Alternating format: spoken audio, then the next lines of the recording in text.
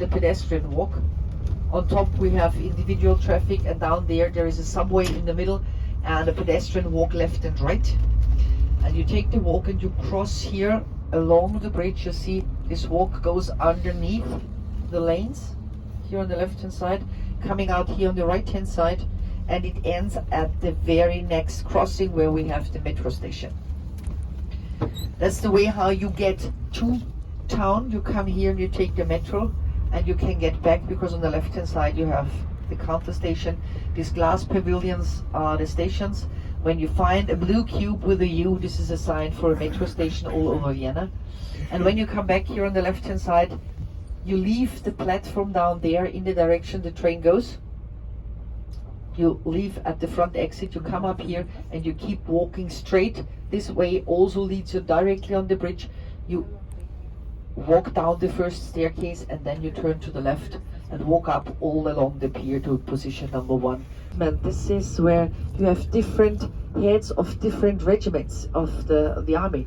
26 different regiments in the army, and they decorate this basement here. Nowadays the building is still used as a ministry, but definitely not longer as the war ministry. The Ring Boulevard has a length of more than 4 miles, and alongside this boulevard many famous important buildings were set up in the late 1900s, early 20th century. When the city fortification got dismantled, Emperor Francis Joseph had the idea to sell it, and so he sold it off to upcoming new class of society, and this was industrials. But for now, have a look to the left. This brick building here on the left hand side is the first university that I can present to you. It is the University of Applied Arts. So this is a place where you come if you want to study architecture, design, sculpturing. Most prominent scholar here was Gustav Klimt, and in the 1980s and 1990s Karl Lagerfeld and Vivienne Westwood were giving lectures in here. On the left hand side, another park. We have quite many parks. Vienna is a very green city. We have about 50% of our ground is green. And so we have these spots as green lungs in town. And here on the right hand side, these fancy beautiful buildings, these were palais. Here you have the headquarters of the OPEC fund. In former days this was a palais of a member of the royal family. An archduke was later turned into this headquarters. And the corner house here is a residence of an industrial family. They built the houses here just to prove that they can build and afford as beautiful things as aristocracy can. And with some of the palais that we do have here, they're still worth going there, looking there. After this modern building on the right hand side, have a look into the depth here on the right hand side, because you will see remains of the city fortification, and on top you will see the Asparagus Castle. You will understand soon what this means. It is another royal palais, belonged to a Saxonian German prince who had his residence here. From this family we later had the kings of Bulgaria, the kings of Romania, so there's quite a big relationship to royal houses in Europe. And it was built on the fortification wall. Later it was turned into a 5-star hotel, one of the leading 5-star hotels in Vienna right now. Here on the right hand side. And now you see and understand why it is an Asparagus Castle, just because of the columns. And if you turn to the left and concentrate on the bushes and trees over there, because there's a small entrance into the park, have a look in there, because there hidden is the most pictured monument of Vienna. There you will see Johann Strauss' son, the famous musician, the one I pointed his apartment out a little earlier with the blue Danube waltz. You will see him here as a golden figure playing the violin while standing. This is how the Viennese knew him and loved him. This is how he was in front of the orchestra conducting his orchestra.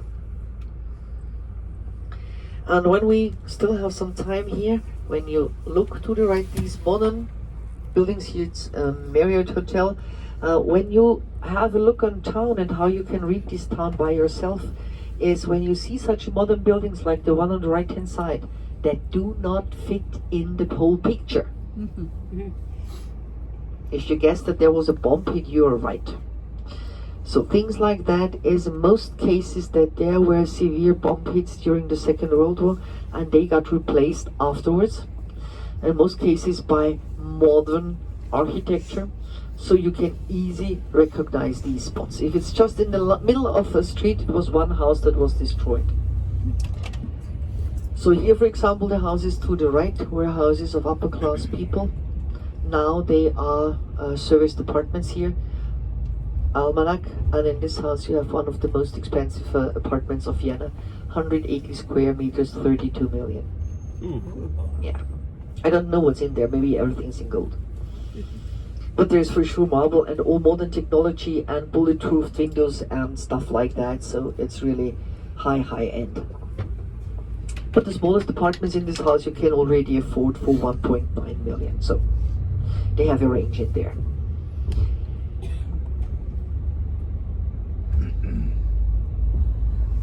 The pavilion to the right that you saw behind the trees was just a concert hall. A concert hall where the Strauss family used to perform quite often. And here on the left hand side you have a hotel, Ritz-Carlton.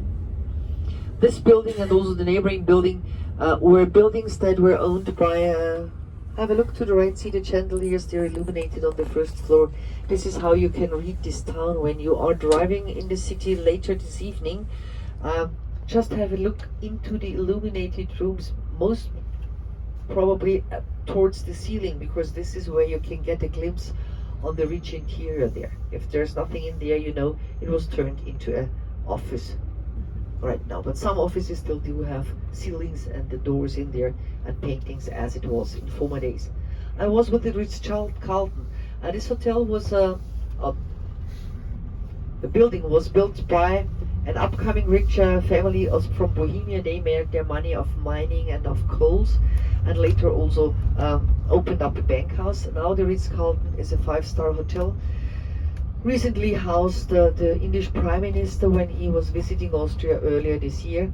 And the biggest surprise for this hotel was when Tom Cruise stayed here during his filmings on Mission Impossible 3. And we then really had troubles here on the Ringstrasse because the ring was blocked because of the female fans waiting for him to come out. Yeah. There is another hotel coming up in a second once we cross this traffic light. It's on the left hand side, a big white building called Hotel Imperial. This also was a house that belonged to a German prince. He was married to a Habsburg princess, and they had this as their townhouse, but later he sold it off and it was turned into the first 5-star hotel here in Vienna, just opened in time for the World Exhibition in 1873. And when you have a look to the right, there is, at the corner there is a coffee house, one of 3 remaining Viennese coffee houses alongside the ring. I mean the building where you say Herzrentig on top, here on the ground floor. Have a look to the left. Through this little lane there is a church, Charles Church. We will see this church later on our way back to the ship. This is one of the largest Baroque churches that we have here, not only in Vienna but in all over Europe. This Hotel Imperial is also a place where we usually house our stately guests. So if there is another prime minister or some royal couple coming, they will stay here, whether it's the Spanish or the British prince. Lady Diana was here in residence, Queen Elizabeth stayed here. But she was kicked out there, at least from the largest suite, because Mick Jagger had made reservation early, and when he was asked if he could kindly move to another suite in this hotel, he said, why? Well, the Queen is coming. We said, well, yeah, give her another apartment, this is mine. So he didn't move and she had to make herself comfortable in a smaller one. Here on the right hand side, a hotel, and the one, we do have many of them. And there is the first public building that was set up alongside the Ringstrasse is coming up here on the right hand side. It is our national opera, it is the State Opera of Austria. An opera house that is usually mentioned together with the Metropolitan Opera or Covent Garden in London, or the Scala in Milan as one of the leading opera houses when it comes to music. This opera house was the first public building erected here. It was destroyed in the Second World War, in the last days of the Second World War, by bomb hits, and we rebuilt it, and we were lucky we managed to get good acoustics again. Only the first 3 double windows is original here to the facade, to the street. Everything in the back was renovated and rebuilt after the war.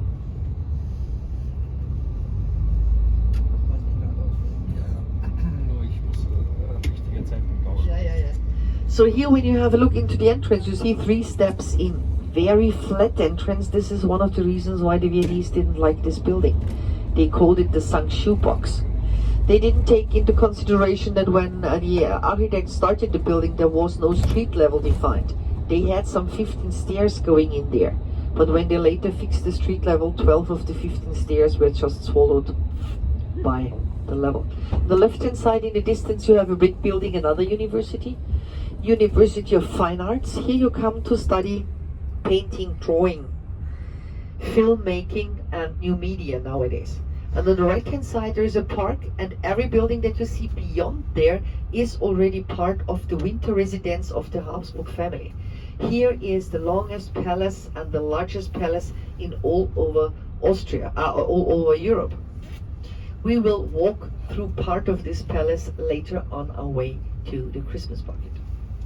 And when we're lucky now, thanks to Sasha, he knows this town and he knows the tram drivers. Have a look to the right.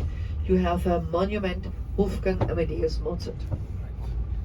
Mozart was not a Viennese. He was born in the city of Salzburg, in those days not even part of the monarchy. Newly refurbished and reopened in January 23 after 4 years of renovation. Looking like a Greek temple with a Greek goddess in front, Pallas Athene here, and the golden figure in her hand is the goddess of victory. Her name is Nike. I'm not talking about the running shoes, but maybe the shoes got named after this victorious goddess. Strangely enough, both of them turned their back to the Houses of Parliament. And as Pallas Athene is not only the goddess of war, but also the goddess of years, this is one of his apartments that he used. I know that there is the 4th university missing. I hope I don't forget to point it out on the way back to the ship, because it's a little further in the back. And when you look to the left, there is a fantastic church in French New Gothic architecture. This was built by the younger brother of Francis Joseph. They built this church as a gratitude because Francis Joseph survived an assassination attempt when he was 23, and the collar of his uniform took the knife, and this is what saved him. So the family wanted to donate something to commemorate this lucky day.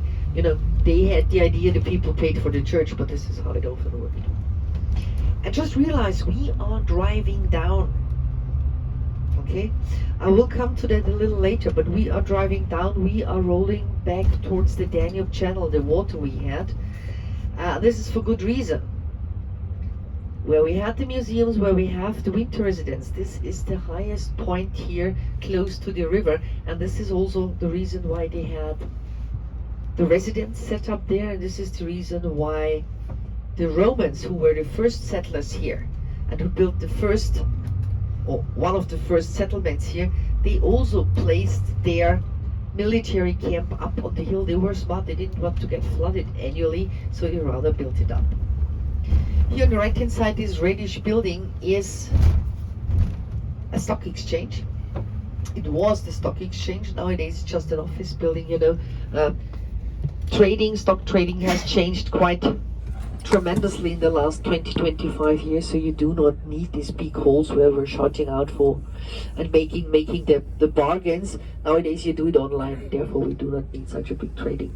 That's the reason why one of these big halls in there has turned into a theater and concert venue, and you would be astonished, it really has good acoustics, maybe that you could hear all these shouts clearly. So maybe this was even an intention of the architect. By the way, the architect of this building is the same architect that built the Houses of Parliament. So you could see he could go for different characters of a house. What you see inside, and on the left hand side in the distance in brick, this is a former barrack. Nowadays it houses the police of Vienna, Secret Service, some special forces here in Vienna, also anti-terror department over there, and Ministry of Interior. And here on the right hand side, this modern building, another insurance company, was set up here after the Second World War. When you have now a look across the river, you see over there totally different architecture. This white and blue building was done by an Art Nouveau architect, Otto Wagner, and it was a lock. We had a lock here, and this for good reason, because the Danube and the Danube River and the channel, they could freeze until the 1950s. And this was an even larger danger to the people than floods, because when the ice melted in spring, we had big ice cubes that came down the river at high speed, and they smashed everything.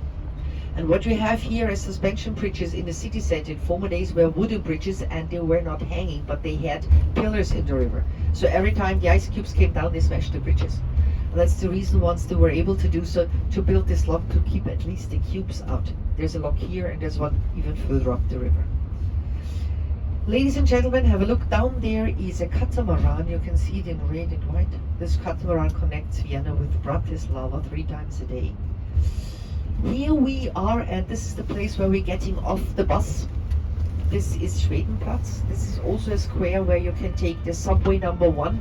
And from here to the ship, it is 4 stations.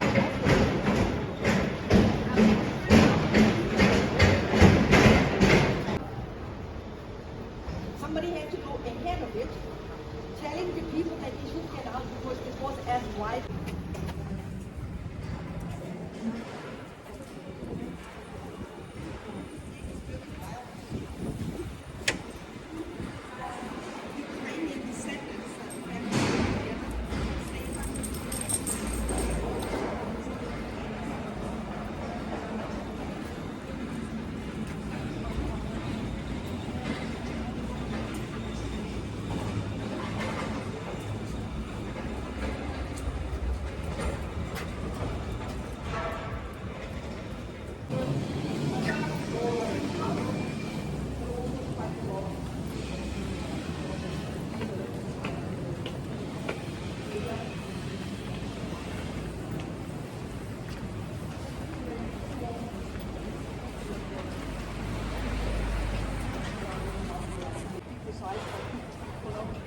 Why?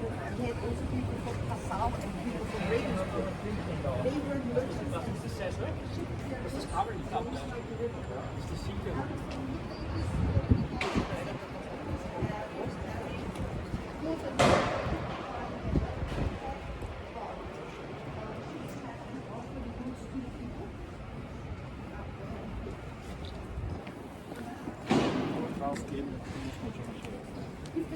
Sorry, I can't sell anything off because this is going around the river. That's okay, let's do it is. The Roman military camp is when you turn right round, you see Israeli gate.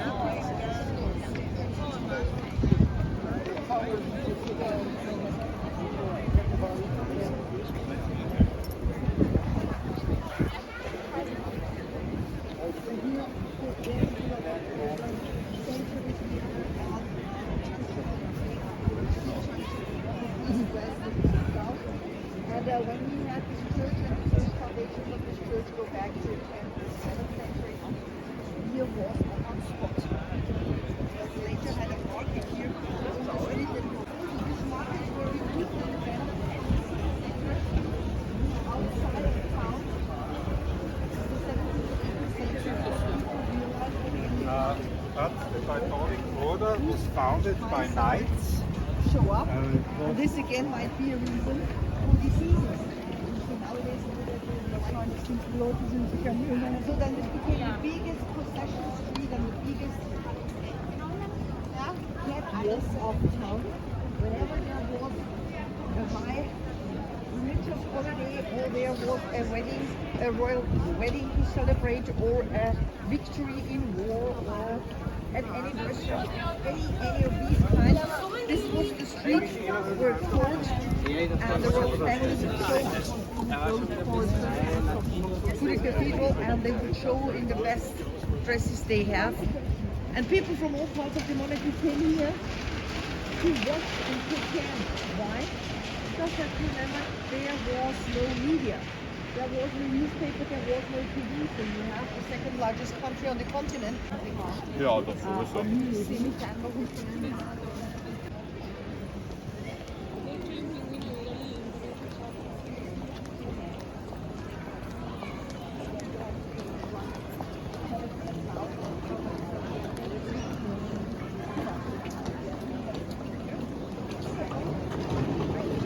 Finally, we'd like to come closer to, let's stay together as a group, because I want to refer to War this noch one. einer von den Guten, aber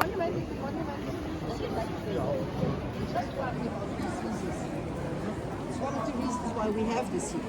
Because Austria suffered from the plague several times. The plague came to Europe in the middle of the 13th century. 1348 it came by ship from Asia to Vienna. The harbor difficulties spread all over the world.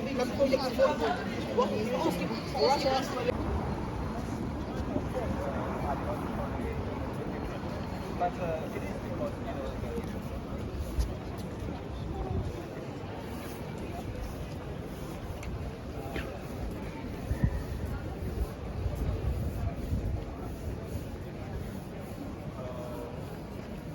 teraz máme tak na náměstí vklad.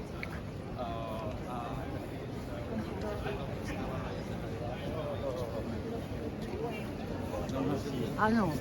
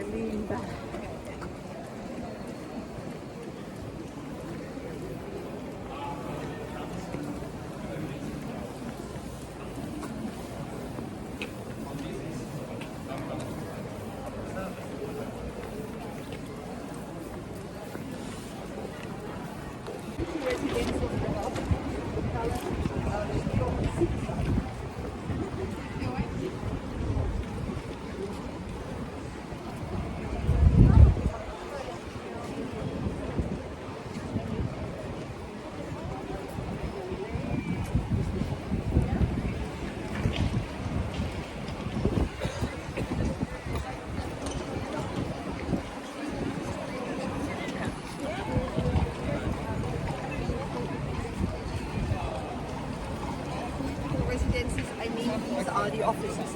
They do not live in here. but they're working here. So this is his office where the Prime Minister is in office. Just yesterday we had a stately visit of the President of Kyrgyzstan, so one of the former republics of Russia, the Soviet Union. Everybody here? Okay, you're split up for food. Okay.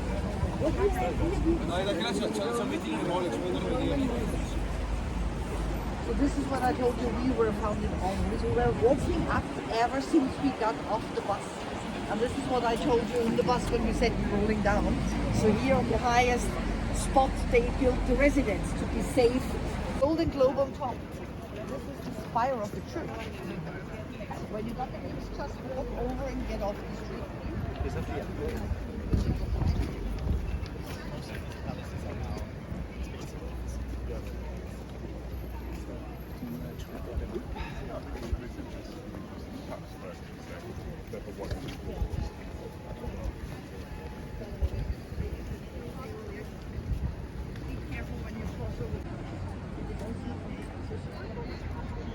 For this little spire, and there where you have this golden writing next to the door.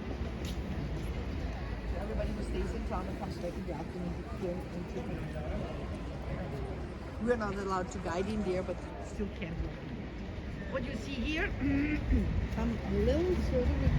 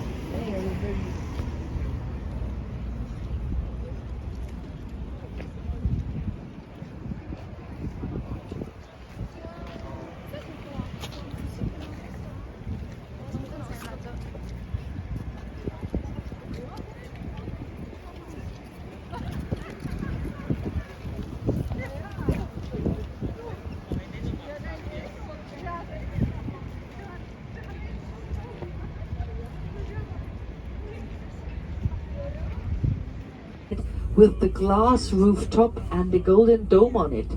This is Art Nouveau of its finest here in Vienna. This is an exhibition hall that was built and designed by Art Nouveau artists themselves. And it is also their clubhouse at home. It was the association of Art Nouveau artists of Vienna that had to supply Vienna with water over the many years. And here on the right hand side, upcoming now, is this church, St. Charles Church. The lights that you see here do decorate the Christmas market here as well. And when you look to the right, the green building in the distance with the white building with the green rooftop is the Technical University, the old Technical University. The buildings that I pointed out to you that were rented and built late, the Wiener Musikvereinssaal, with a golden hall inside. They have 3 concert halls in there. Thank you. Okay. They have 3 concert halls in there. The largest one is the Golden Hall, and this is the concert hall where the Vienna Philharmonic Orchestra performs the New Year's concert every year at the 1st of January at lunchtime. broadcasted not only in Austria but also worldwide, and with this concert we reach about 150 million people worldwide.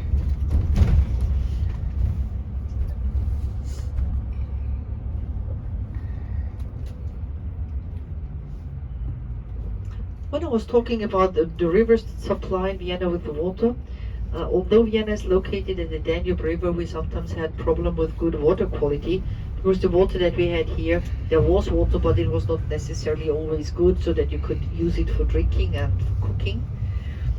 But here on the right hand side there you see a monument, and in front of this monument is a jet fountain that does not work right now. It's turned off for winter, but the monument shows you the Soviet soldier. It was the Soviets that freed Vienna on the ground in the last days of World War II, and they brought their monument already with them, which they set up very quickly here on this place. Yes, it was some 17,000 soldiers that lost their lives in the Battle of Vienna. They were supported by the British and the American Air Force. This is where the damage in the houses came from, but it was the Soviets that entered the city on the ground, and so they received this monument later. At least all public buildings have to open their doors outward, may it be a school, a hospital, an office building, a court, ambulance, whatever. And also this professional ambulance system, because you saw that there were so many people that tried to help, but it was an accumulation of helpless helpers. If you would have had an ambulance, it might have saved one or the other life. And this is also the beginning for all the exercises that, and you know it as well, that meanwhile ambulance, fire brigade and the police all together, they kind of simulate bigger accidents or crashes in a tunnel or somewhere down in the subway or whatever, to evacuate people and to have a here. This is where we have the UN.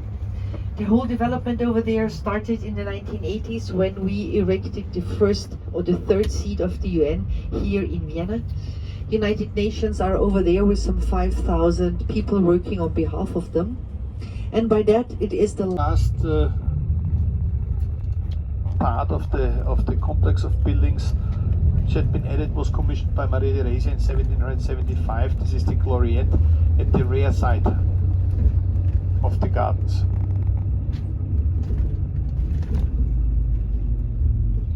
Now the next emperor who was important was the grandson to Maria Theresia, Francis II/1, but still he would not move into the imperial residence over here into the imperial palace. He stayed all his life. He was the first and only ruler who lived all his life only in the palace, in Schönbrunn Palace. He changed some parts of the heating system. That means he just left the furnaces over there as there was. He didn't use the state of Austria in 1918. Until 1938, the Germans turned up and entered the palace. They wanted to do it like in France with Versailles, but we heard about that. In Versailles, they removed most of the wall panels and